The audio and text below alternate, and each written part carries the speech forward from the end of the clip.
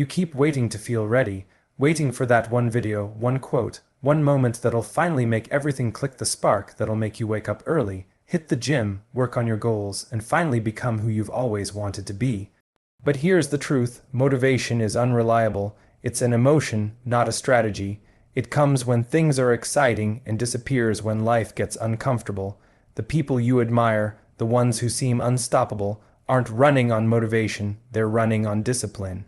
Discipline means doing what you said you'd do long after the feeling that made you say it has left you. It's showing up when you're tired, bored, uninspired, or even broken. It's doing the small, unglamorous things every single day when no one's watching. Motivation gets you started, discipline keeps you going. The reason so many people never see results is because they rely on feelings to guide their actions, but feelings lie. They're inconsistent, temporary, and influenced by everything around you: weather, sleep, dopamine, social media. Discipline, on the other hand, is built on consistency and truth. It doesn't care about how you feel, it only cares about what needs to be done. When you stop chasing motivation, you stop being a slave to your emotions. You stop negotiating with your mind every morning, deciding whether you feel like doing the work. You stop treating your goals like an option. That's when progress begins: slow, boring, but real progress. Think about it. No one gets in shape because they felt like working out every day. No one builds a business because they were inspired 24/7. They did it because they created systems that worked even when they didn't want to. They treated their goals like obligations, not wishes. The real difference between average and exceptional people isn't talent, it's self-control. Discipline is freedom. The more disciplined you are, the less you depend on fleeting emotions to take action. You start realizing that success isn't about massive effort once in a while. It's about small, consistent actions over a long period. You stop needing motivation because discipline becomes your identity. You become the kind of person who simply does the work, and here's the magic: once you start building discipline, motivation begins to follow. The progress you make, the results you see, the self-respect you gain from keeping promises to yourself, all of it fuels real, lasting motivation. It's no longer borrowed from a YouTube video or a quote, it's created from within. You no longer chase motivation, you become it. So if you're lost, stop asking, "How do I get motivated?" Ask instead, "How do I become disciplined?" Start small. Pick one habit. Show up for it every single day, even when it's boring, even when you hate it, because that's how you build momentum, and momentum is far more powerful than motivation. One day you'll look back and realize it wasn't inspiration that changed your life. It was discipline, quiet, unsexy, consistent discipline. Most people don't realize that the reason they feel lost, drained, and directionless isn't because they're incapable or unmotivated, it's because they're surrounded by noise. Not just the kind you hear, but the kind you consume. The endless scrolling, the opinions of others, the constant comparison, the subtle pressure to keep up. It's all noise, and this noise is stealing your focus, your peace, and your sense of self. Every notification, every argument online, every person who drains your energy, they're all tiny leaks in the container that holds your attention. Eventually, you wake up and realize you've been living in reaction, not intention. You see, your energy is your most valuable currency. It's the force that drives everything: your focus, your creativity, your ability to take action. But most people spend it carelessly. They give it away to gossip, social media, distractions, and people who add no value to their lives. Protecting your energy isn't selfish, it's essential, because if you don't, the world will consume every ounce of it and leave you empty. When you're constantly plugged in, your mind never rests. You're bombarded with highlight reels of everyone else's life, their success, their looks, their relationships, and naturally you start comparing. Comparison breeds insecurity, and insecurity kills clarity. You begin to question your worth, your progress, and your direction. You start chasing things not because they fulfill you, but because you think you're supposed to. The truth is, you can't hear your own voice when everyone else's is louder.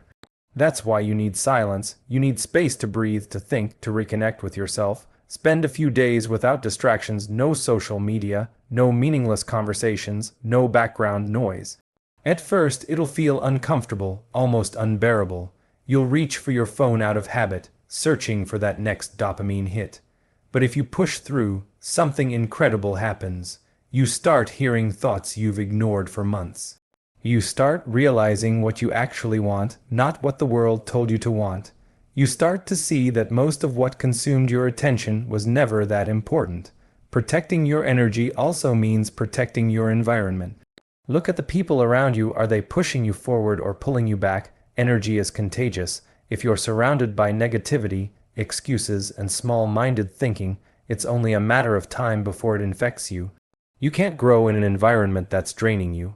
Sometimes protecting your peace means distancing yourself not out of hate, but out of self-respect. You can't save everyone. You can't please everyone. But you can choose yourself. Be intentional about what you consume mentally, emotionally, and physically. Your mind is like a garden. Whatever you plant grows. If you feed it distractions and drama, don't be surprised when your life feels chaotic. But if you feed it focus, peace, and purpose, it'll reflect that. Read books instead of endless posts. Have real conversations instead of small talk. Spend time in nature, not in constant digital stimulation. When you cut the noise, you regain your power. You start noticing how much time and energy you wasted on things that didn't move your life forward. You stop being a spectator of other people's stories and start writing your own. The world becomes quieter, and in that silence, clarity emerges. You realize that success, happiness, and fulfillment don't come from more, they come from less. Less noise, less distraction, less validation.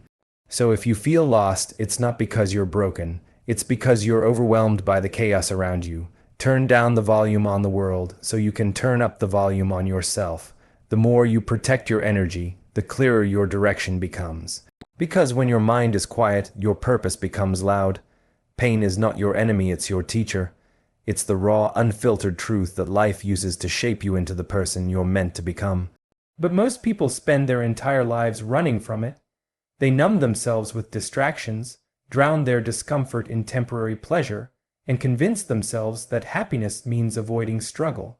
What they don't realize is that the very pain they're trying to escape holds the exact lessons they need to grow. Pain isn't punishment, it's preparation. Every struggle, every heartbreak, every failure, they're all sculpting you into someone stronger, wiser, and more capable of handling what you say you want. Think about it. Every powerful transformation in life begins with discomfort. You don't grow when things are easy. You grow when you're stretched, challenged, and broken down. The gym works on this principle. Muscles tear so they can rebuild stronger. The same applies to your mind and soul. Emotional pain builds resilience, mental pain builds clarity, and spiritual pain builds depth. When you learn to embrace the process instead of avoiding it, everything changes. You stop seeing pain as something to get through and start seeing it as something to learn from. The truth is, your pain gives you purpose. The things that hurt you most often become the things you're meant to help others with. The experiences that broke you open give you empathy, perspective, and meaning. You can't find your purpose hiding in comfort. Comfort makes you soft, pain sharpens you. It strips away illusions and forces you to face who you really are. It humbles you. It shows you what truly matters. You'll never discover your strength sitting in safety. You'll only find it by walking through fire. And yes, it's hard. Growth always is. There will be nights when you question everything, when you feel like giving up, when it seems like the world is against you. But that's when life is testing you, not torturing you. That's when you decide who you'll be, the person who breaks or the person who builds. Pain demands a choice, to stay the same or to evolve.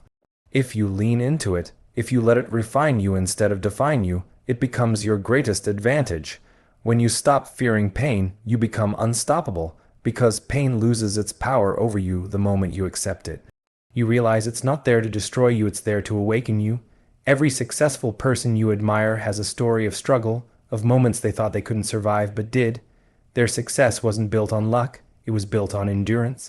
They didn't run from pain, they used it. So if you're hurting right now, don't resist it, feel it fully. Let it break you open in the best way possible, because pain is not the end of your story, it's the beginning of a new one. You're not being buried, you're being planted, and when the time is right, you'll grow into someone you never thought you could be.